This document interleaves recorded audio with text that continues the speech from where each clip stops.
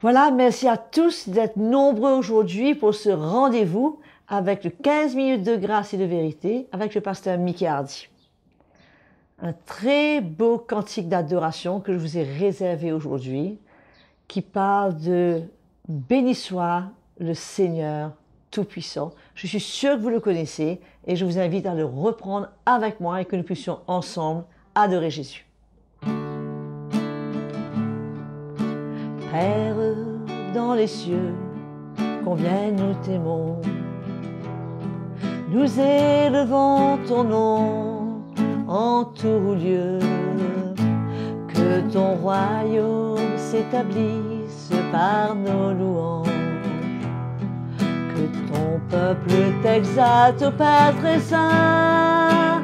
Béni soit le Seigneur Tout-Puissant, qui était, qui est, qui vient. Béni soit le Seigneur Tout-Puissant, qui règne pour toujours, tous ensemble. Béni soit le Seigneur Tout-Puissant, qui était, qui est, qui vient. Béni soit le Seigneur Tout-Puissant, qui règne pour toujours, qui règne pour toujours. Oui, Jésus, qui règne pour toujours.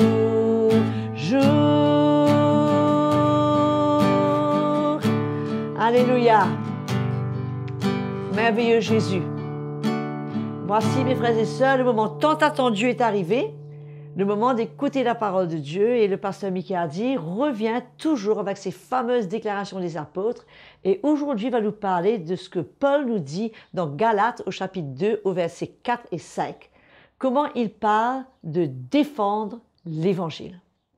Donc c'est vrai que Paul était un grand défenseur de l'évangile, il menait un combat pour la liberté des chrétiens, mais en fait, de quoi, de quel combat il s'agissait, contre qui il avait à lutter. Donc sans plus tarder, écoutons tout ce que le pasteur Mickey Hardy a à nous dire sur ce sujet tellement passionnant. Je vous revois tout de suite après.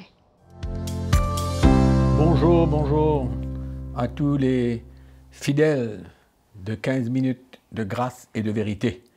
On va applaudir la sœur Audrey pour son chant et nous remercions le Seigneur pour sa participation à ce programme.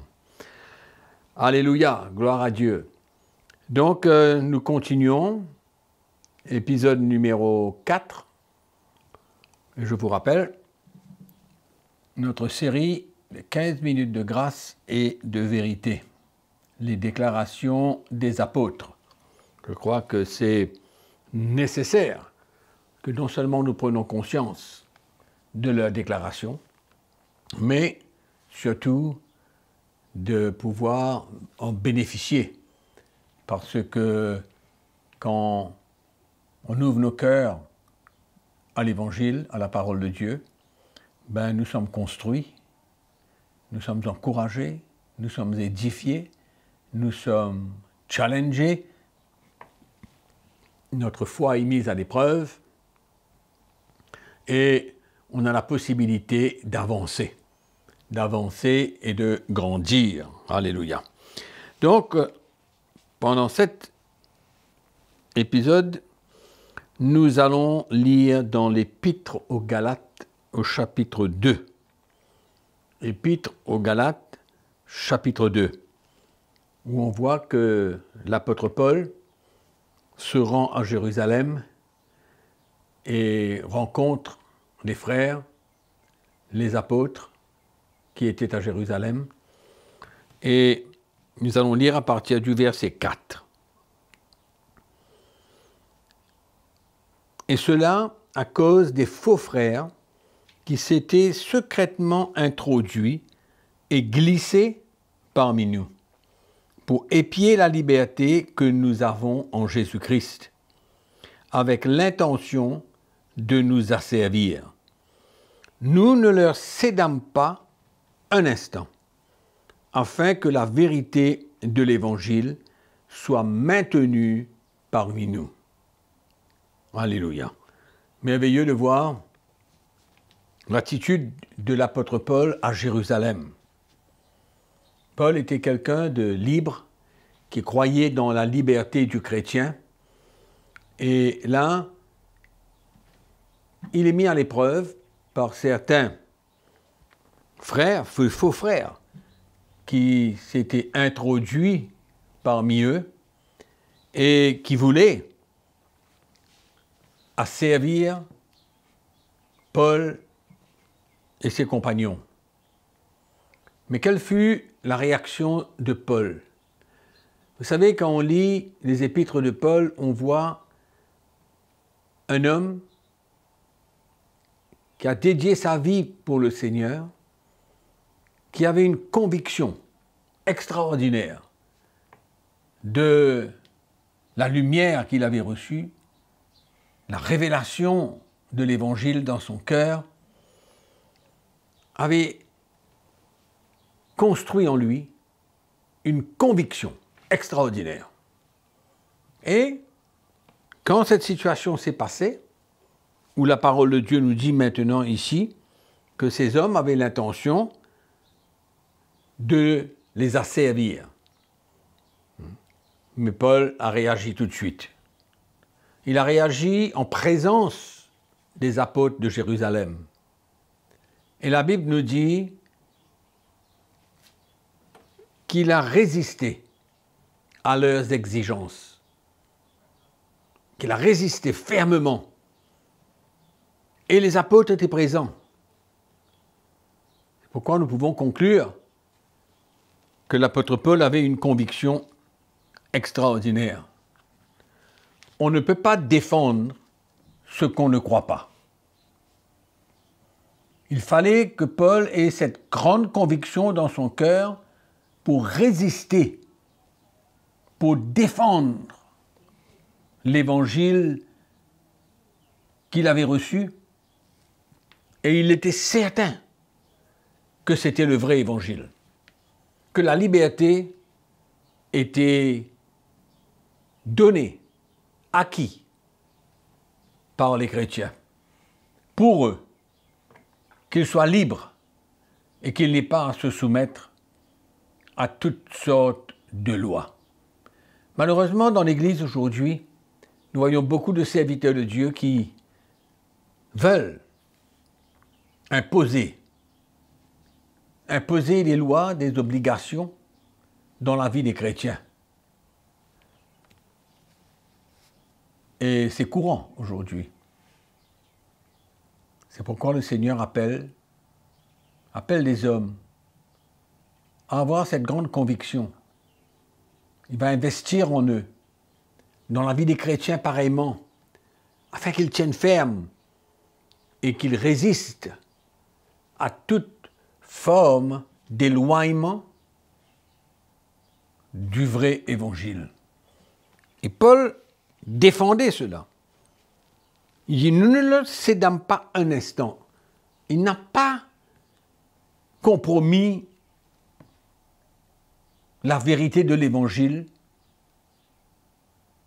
moindrement. Il s'est opposé, il a résisté à leurs exigences, c'est-à-dire qu'ils exigeaient. Ils voulaient fortement que Paul et ses compagnons puissent se soumettre à leurs exigences.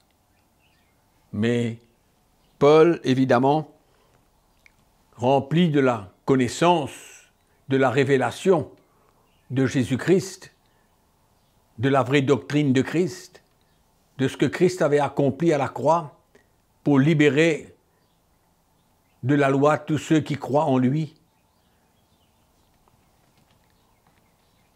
Paul avait cette conviction forte dans son cœur pour que l'Évangile soit maintenu parmi les chrétiens. Maintenu. Et à cette époque, dans ce temps, comme vous savez, le judaïsme était fortement ancré dans la vie des Juifs chrétiens qui ont cru en Christ et qui souvent voulaient influencer les païens, les chrétiens païens qui eux avaient cru en Jésus-Christ, de se tourner d'une manière ou d'une autre au judaïsme. Et comme nous savons que Jérusalem était l'endroit où la première église avait commencé avec des milliers de convertis sortant du judaïsme. Et donc ça devait être une pression dans la vie des serviteurs de Dieu pour essayer de convaincre ces Juifs qu'ils étaient désormais libres, libérés de la malédiction de la loi. Et Paul a eu fort à faire dans son ministère, fort à faire pour résister, pour ne pas céder, pour s'aligner avec la vérité de l'Évangile. Chose que nous sommes appelés en tant que chrétiens, que vous êtes appelés en tant que chrétiens, de défendre l'Évangile. Nous sommes appelés pour la défense de l'Évangile, comme Paul, comme tous les chrétiens. On ne doit pas se laisser influencer, on ne doit pas avoir peur, on ne veut pas avoir la crainte des hommes pour finalement compromettre par la peur ou même par la manipulation d'autres qui sont eux-mêmes encore esclaves de la loi.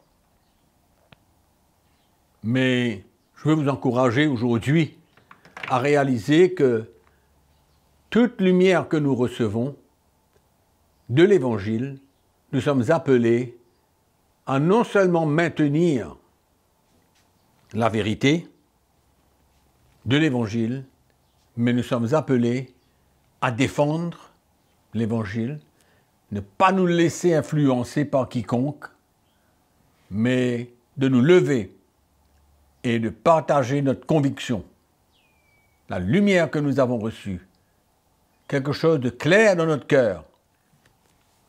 Alléluia. Là où nous allons.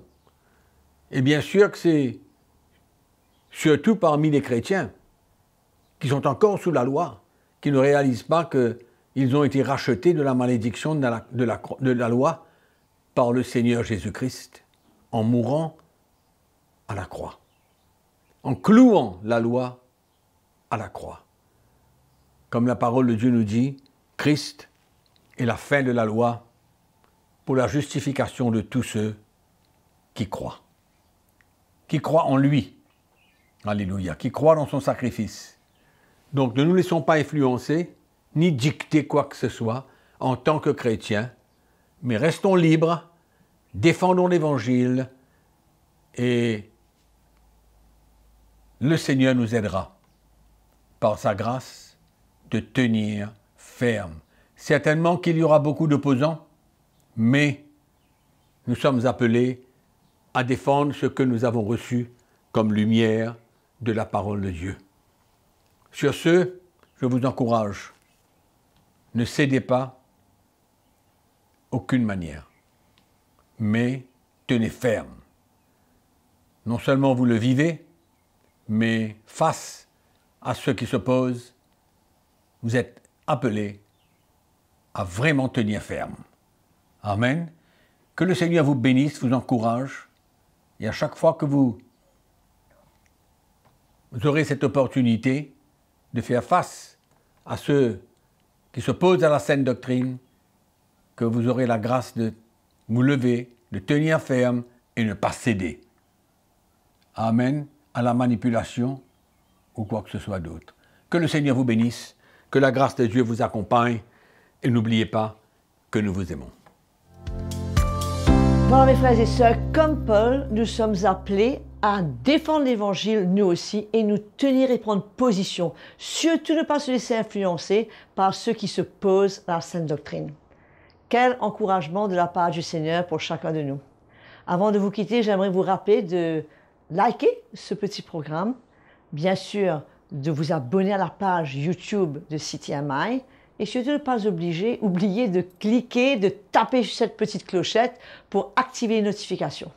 Entre-temps, vous continuez à servir le Seigneur, envoyez-nous vos témoignages, vos questions et surtout n'hésitez pas à nous encourager par ce qui se passe dans votre propre vie. Que le Seigneur vous bénisse et je vous retrouve très bientôt.